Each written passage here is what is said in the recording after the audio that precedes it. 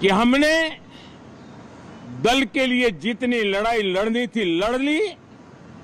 अब आने वाले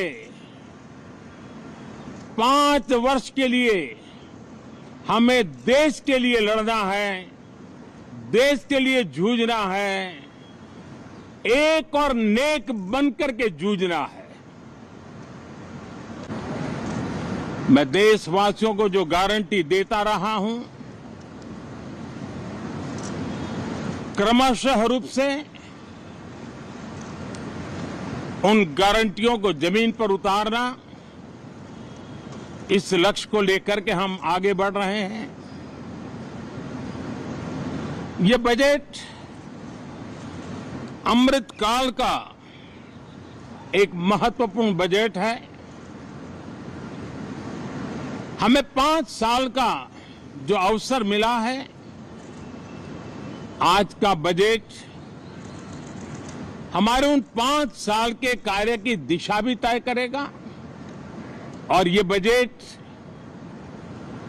2047 जब आजादी के 100 साल होंगे, तब विकसित भारत का जो हमारा सपना है, उस सपने को पूरा करने की मजबूत नींव वाला बजट लेकर के हम कल देश के सामने आएंगे।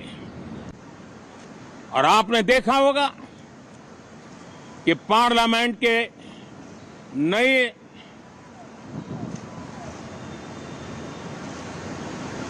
संसद गठन होने के बाद जो पहला सत्र था, 140 करोड़ देशवासियों ने बहुमत के साथ जिस सरकार को सेवा करने का हुक्म किया है देशवासियों ने, उसकी आवाज को कुचलने का और लोकतांत्रिक प्रयास हुआ। 2.5 घंटे तक देश के प्रधानमंत्री का गला घोंटने का, उनकी आवाज को रोकने का, उनकी आवाज को दबाने का लोकतांत्रिक परंपराओं में कोई स्थान नहीं हो सकता है। क्यों? आज सावन का पहला सोमवार है। इस पवित्र दिवस पर एक महत्वपूर्ण सत्र का प्रारंभ हो रहा है और सावन के इस पहले सोमवार को मैं देशवासियों को बहुत बहुत शुभकामनाएं देता हूं। आज संसद का मानसून सत्र का भी आरंभ हो रहा है। देश बहुत बारीकी से देख रहा है कि संसद का यह सत्र सकारात्मक हो, सृजनात्मक हो और देशवासियों के सपनों को सिद्ध करने के लिए एक मजबूत नींव रखने वाला हो। साथियों, भारत के लोकतंत्र की जो गौरव यात्रा है, उसमें ये एक महत्वपूर्ण पड़ाव के रूप में मैं देख रहा हूं। व्यक्तिगत रूप से मुझे भी, हमारे सभी साथियों को भी ये अत्यंत गर्व का विषय है कि करीब 60 साल के बाद कोई सरकार तीसरी बार वापस आए और तीसरी पारी का पहला बजट रखने का सौभाग्य प्राप्त हो। ये भारत के लोकतंत्र की गौरव यात्रा की अत्यंत गरिमापूर्ण घटना के रूप में देश इसे देख रहा है। ये बजट सत्र है, मैं देशवासियों को जो गारंटी देता रहा हूं, क्रमशः रूप से उन गारंटियों को जमीन पर उतारना, इस लक्ष्य को लेकर के हम आगे बढ़ रहे हैं। ये बजट अमृतकाल का एक महत्वपूर्ण बजट है। हमें 5 साल का जो अवसर मिला है, आज का बजट हमारे उन 5 साल के कार्य की दिशा भी तय करेगा। और ये बजट 2047 जब आजादी के 100 साल होंगे, तब विकसित भारत का जो हमारा सपना है, उस सपने को पूरा करने की मजबूत नींव वाला बजट लेकर के हम कल देश के सामने आएंगे। हर देशवासी के लिए एक गर्व की बात है कि भारत बड़ी इकोनॉमी वाले देशों में सबसे तेज गति से आगे बढ़ने वाला देश है। गत 3 वर्षों में लगातार 8% ग्रोथ के साथ, 8% ग्रोथ के साथ हम आगे बढ़ रहे हैं, हम ग्रो कर रहे हैं। आज भारत में पॉजिटिव आउटलुक, इन्वेस्टमेंट और परफॉर्मेंस एक प्रकार से अपॉर्चुनिटीज की पीक पर है। ये अपने आप में भारत की विकास यात्रा का एक अहम पड़ाव है। साथियों, मैं देश के सभी सांसदों से, किसी भी दल के क्यों न हो, मैं आज आग्रहपूर्वक कहना चाहता हूं कि हम गत जनवरी से लेकर के हम लोगों के पास जितना सामर्थ्य था, उस सामर्थ्य को लेकर के जितनी लड़ाई लड़नी थी लड़ ली। जनता को जो बात बतानी थी बता दी। किसी ने राह दिखाने का प्रयास किया, किसी ने गुमराह करने का प्रयास किया, लेकिन अब वो दौर समाप्त हुआ। देशवासियों ने अपना निर्णय दे दिया। अब चुने हुए सभी सांसदों का कर्तव्य है, सभी राजनीतिक दलों की विशेष जिम्मेवारी है कि हमने दल के लिए जितनी लड़ाई लड़नी थी लड़ ली। अब आने वाले 5 वर्ष के लिए हमें देश के लिए लड़ना है, देश के लिए जूझना है, एक और नेक बनकर के जूझना है। मैं सभी राजनीतिक दलों से भी कहूंगा कि आइए हम आने वाले 4 साढ़े 4 साल दल से ऊपर उठ करके सिर्फ और सिर्फ देश को समर्पित होकर के संसद के इस गरिमापूर्ण मंच का हम उपयोग करें। जनवरी 29 जब चुनाव का वर्ष होगा, आप उसके बाद जाइए मैदान में, सदन का भी उपयोग करना है कर लीजिए। वो 6 महीने जो खेल खेलने खेल लीजिए, लेकिन तब तक सिर्फ और सिर्फ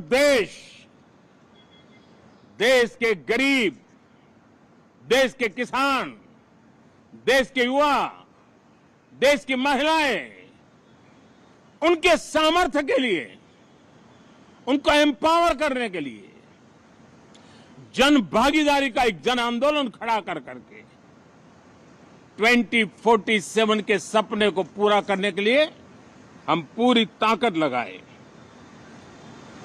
मुझे आज बहुत दुख के साथ कहना है कि 2014 के बाद कोई सांसद 5 साल के लिए आए, कुछ सांसदों को 10 साल के लिए मौका मिला, लेकिन बहुत से सांसद ऐसे थे जिनको अपने क्षेत्र की बात करने का अवसर नहीं मिला, अपने विचारों से संसद को समृद्ध करने का अवसर नहीं मिला, क्योंकि कुछ दलों की नकारात्मक राजनीति ने देश के संसद के महत्वपूर्ण समय को एक प्रकार से अपनी राजनीतिक विफलताओं को ढांकने के लिए दुरुपयोग किया है। मैं सभी दलों से आग्रहपूर्वक कहता हूं कि कम से कम जो पहली बार सदन में आए हैं, ऐसे बहुत बड़ी संख्या में हमारे माननीय सांसद हैं और सभी दल में हैं, उनको अवसर दीजिए, चर्चा में उनके विचारों को प्रकट करने का मौका दीजिए, ज्यादा से ज्यादा लोगों को आगे आने का अवसर दीजिए। और आपने देखा होगा कि पार्लियामेंट के नए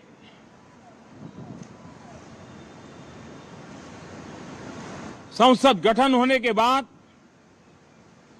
जो पहला सत्र था, 140 करोड़ देशवासियों ने बहुमत के साथ जिस सरकार को सेवा करने का हुक्म किया है देशवासियों ने, उसकी आवाज को कुचलने का अलोकतांत्रिक प्रयास हुआ। 2.5 घंटे तक देश के प्रधानमंत्री का गला घोंटने का, उनकी आवाज को रोकने का, उनकी आवाज को दबाने का लोकतांत्रिक परंपराओं में कोई स्थान नहीं हो सकता है और इसका कोई पश्चाताप तक नहीं है, दिल में दर्द तक नहीं है। मैं आज आग्रहपूर्वक कहना चाहता हूं, देशवासियों ने हमें यहां देश के लिए भेजा है, दल के लिए नहीं भेजा है। ये सदन दल के लिए नहीं, ये सदन देश के लिए है। ये सदन सांसदों तक की सीमा तक नहीं है, 140 करोड़ देशवासियों की एक विराट सीमा करके ये लिए है। मैं विश्वास करता हूं कि हमारे सभी माननीय सांसद पूरी तैयारी के साथ चर्चा को समृद्ध करेंगे। कितने ही विरुद्ध विचार होंगे, विरुद्ध विचार बुरे नहीं होते हैं, नकारात्मक विचार बुरे होते हैं। जहां सोचने की सीमाएं समाप्त हो जाती है, देश को नकारात्मकता की जरूरत नहीं है। देश को एक विचारधारा, प्रगति की विचारधारा, विकास की विचारधारा, देश को नई ऊंचाइयों पर ले जाने वाली विचारधारा से हमें आगे बढ़ाना होगा। मैं पूरा ही आशा करता हूं कि हम लोकतंत्र के इस मंदिर का भारत के सामान्य मानवीय की आशा आकांक्षाओं को पूर्ण करने के लिए सकारात्मक रूप से उपयोग करेंगे। बहुत बहुत धन्यवाद साथियों। तो प्रधानमंत्री को आपने सुना। बजट सत्र के शुरुआत में प्रधानमंत्री ने यहां पर बताया किस तरह उनकी सरकार प्रगति और विकास की तरफ बढ़ रही है। एक सकारात्मक ऊर्जा की जरूरत है सत्र को चलाने के लिए। हिमांशु भी हमारे साथ, हमारे सहयोगी इस वक्त जुड़ चुके हैं। हिमांशु, एक तरीके से ये भी कि किस तरह प्रगति कर रहा है देश, और दूसरा उन्होंने सीधे तौर पर विपक्ष पर भी निशाना साधा कि किस तरह नकारात्मकता फैलाई जा रही है।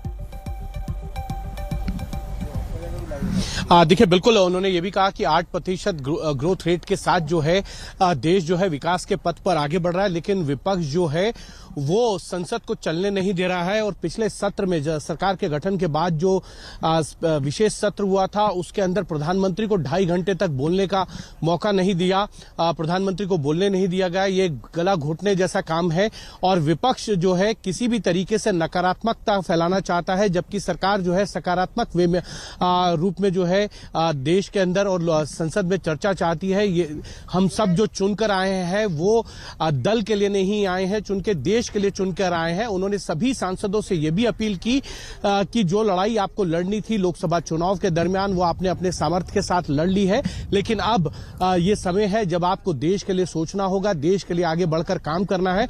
और ऐसे में आप जो है नए सांसद जो आए हैं चुनकर, पहली बार जो चुनकर आए हैं, उनके भी विचारों को जो है संसद के चर्चाओं में शामिल होने का समय दीजिए। वो भी संसद में चुनकर आए हैं, ऐसा संदेश ना जाए जिससे संसद में जो है सिर्फ हंगामा ही हंगामा नजर आए। ठीक है, हिमांशु रईस, जरा आप साथ क्या कहा और प्रधानमंत्री ने वो सुनवाते हैं। व्यक्तिगत रूप से मुझे भी, हमारे सभी साथियों को भी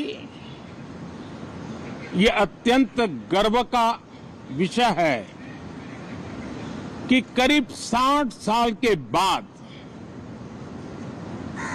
कोई सरकार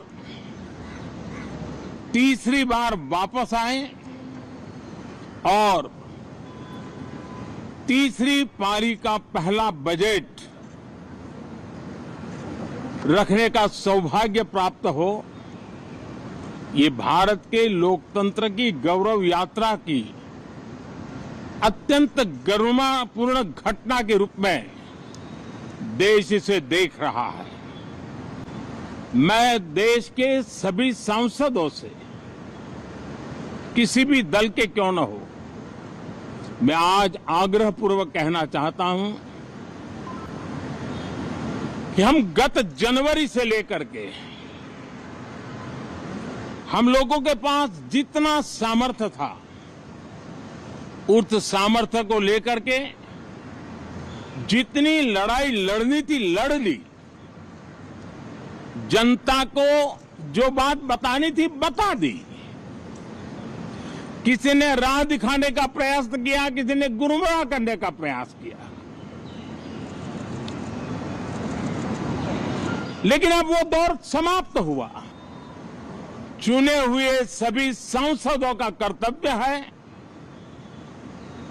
सभी राजनीतिक दलों की विशेष जिम्मेवारी है